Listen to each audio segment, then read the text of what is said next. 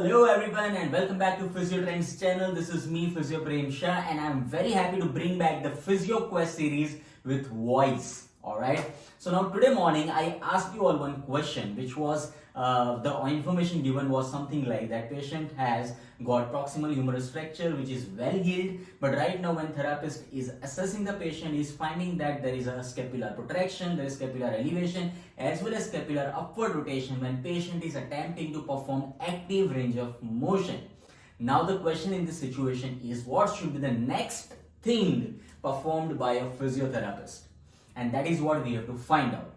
Now first, before going to the options, let's first understand the situation that when and all patient will not be able to perform active range of motion. So possibility is like either the tissue structure is so much tight, capsule is very tight, surrounding muscles, tissues, everything is very tight, which is restricting the motion, or second possibility is muscular weakness is present.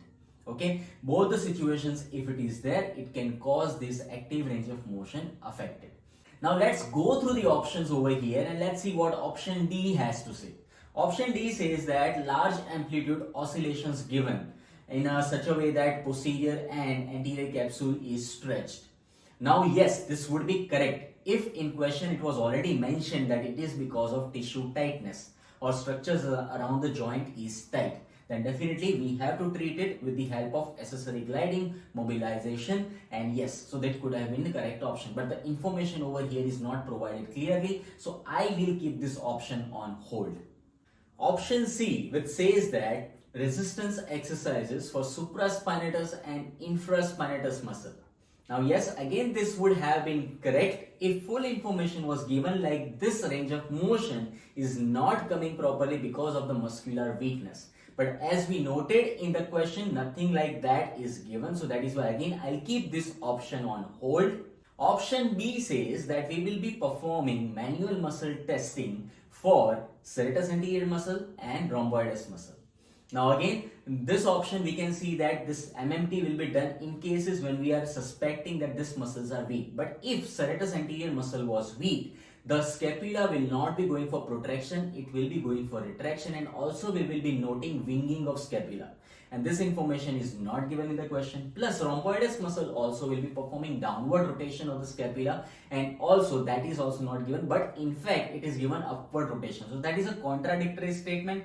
That is why, my dear friends, this also option will not be possible in this question answer. So that is why I can easily eliminate option B. So option A says over here that we will be performing passive movement in flexion and also will check the accessory movements of the joint.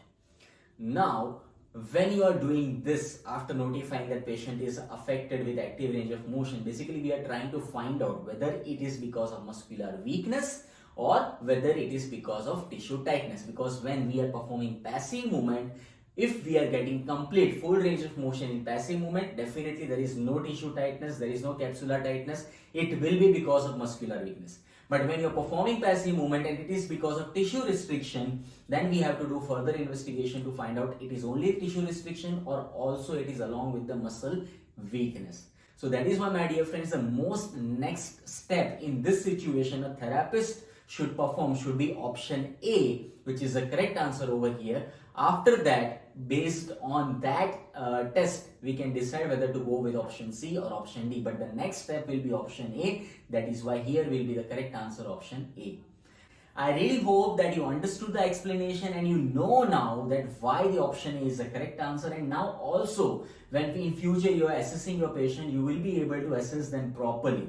And still, if you have any doubts in the assessment of the patients, you can go through this video which will be explaining all full assessment, entire assessment starting from the demographic data to the differential diagnosis as well as PT management. For more Physioquest videos, subscribe Physiotrendz channel and don't forget to share this video with your friends and physios so they also learn about the differential diagnosis and real life scenarios, case scenarios that we come across as a physiotherapist when you are assessing the patients.